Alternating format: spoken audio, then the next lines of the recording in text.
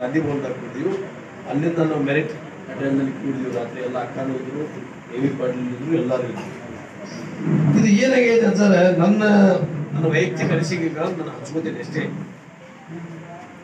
ಇವು ಒಬ್ಬ ರಾಜ ಅವನಲ್ಲಿ ಬರ್ತಡೇ ಮಾಡೋರಿದ್ದಾಗ ಹಾಲುಗೊಳೆ ಮಾಡಬೇಕು ಅನ್ನುವಂಥ ಒಂದು ಚರ್ಚೆ ಆಯ್ತು. ಹಾಲುಗೊಳೆ ಮಾಡ್ಬೇಕು ಚರ್ಚೆ ಆದಾಗ ಎಲ್ಲರಿಗೂ ಒಂದು ಆದೇಶ ಮಾಡ್ಬಿಡೋಣ, ಮಂತ್ರಿಯವರು ಹೇಳಿದ್ರು, ಅಜ್ಜರ ಒಂದು ಆದೇಶ ಮಾಡ್ಬಿಡೋಣ ಪ್ರಭು, ಎಲ್ಲರೂ ಒಂದೊಂದು ಚೆರಿಗೆ ಹಾಲು ತಂದು ಒಂದು ಡ್ರಮ್ದಾಗ ಹಾಕಲ್ಲ ಎಲ್ಲರೂ. ಮತ್ತು ನಾವೇನು ಹಾರು ತೊಗೊಂಡು ಪ್ರಶ್ನೆ ಎಲ್ಲರೂ ಒಂದೊಂದು ಚೆರಿಗೆ ಅಂದ್ರೆ ಏನು ಭಾಳ ಎಲ್ಲರಿಗೂ ಭಾರನೂ ಆಗಲ್ಲ ಮತ್ತು ಯಾರಿಗೂ ಹೊರೆನೂ ಆಗಲ್ಲ. ಮತ್ತು ನಾವು ಯಾರ ಕಡೆ ಹೋಗಿ ಗೊಳೆ ಮಾಡುವಂಥ ಪರಿಸ್ಥಿತಿ ಬರಾಗ ಹಾಲಿನ ಸಮಸ್ಯೆ ಬಗ್ಗೆ ಇರ್ತೈತಿ. ನಮಗೇನು ನಾಳೆ ಒಂದು ಕಾರ್ಯಕ್ರಮ ಹಾಲು ಬೇಕಾದವು.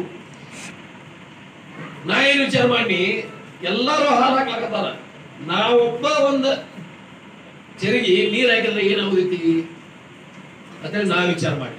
ಅಂದ್ರೆ ನಾವು ಎಮ್ ಎಲ್ ಎಗಳು ಎಲ್ಲರೂ ಪಂಚಾಯತ್ ಎಮ್ ಎಲ್ ಎಗಳು ಬೆಳಿಗ್ಗೆ ಎಲ್ಲರೂ ಅದು ಮುಚ್ಚಿಕ್ಕಿತ್ತಲ್ಲ ಮ್ಯಾಗ ಹೋಗೋದು ಹಾರ ನೋಡುತ್ತಲ್ಲ ಅದು ಗೊತ್ತಾಗದಿರ್ತದೆ ಹಾಲು ಎಲ್ಲ ಹೋಗ್ಲೋ. ಮುಂಜಾನೆ ಅಂತ ಮುಚ್ಚುಣಿಗೆ ತೆಗೆದಾಗ ನೀರ ಐತಿ, ಯಾವ ಒಬ್ಬು ಹಾಲಾಗಿರ್ತಾರೆ.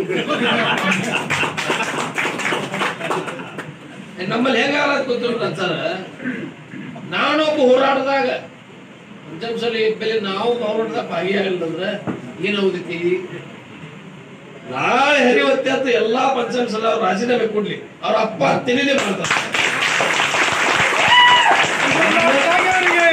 ನನ್ನ ರಾಜೀನಾಮೆ ಮೊದಲು ಕೊಡ್ತೇನೆ ನಾನು. ಏನ್ ಅಧಿಕಾರ ಬೇಕಾಗ್ತದೆ ಅದರಿಂದ ಬದುಕಿದೇವೆ ನಿಗಮನ. ಈ ಎಮ್ ಎಲ್ ಎ 5 ವರ್ಷ ಬದುಕಿದೀವು. ನಮ್ಮ ಅಜ್ಜ ಮುತ್ತಜ್ಜ ನಮ್ಮಪ್ಪ ನಮ್ಮ ಎಲ್ಲ ಎಮ್ ಎಲ್ ಎ ಇದ್ರಲ್ಲ, ಅವ್ರು ಹೊಟ್ಟೆ ತುಂಬಿದ್ರಿಲ್ಲ. ಏನ್ ಅಧಿಕಾರ ಓದಿತು ಎದ್ರ ಸಲುವಾಗಿ ಅಧಿಕಾರ ಕಳ್ಕೊಂತೀವಿ, ಬಹಳ ಸಮಾಜ ಸಲುವಾಗಿ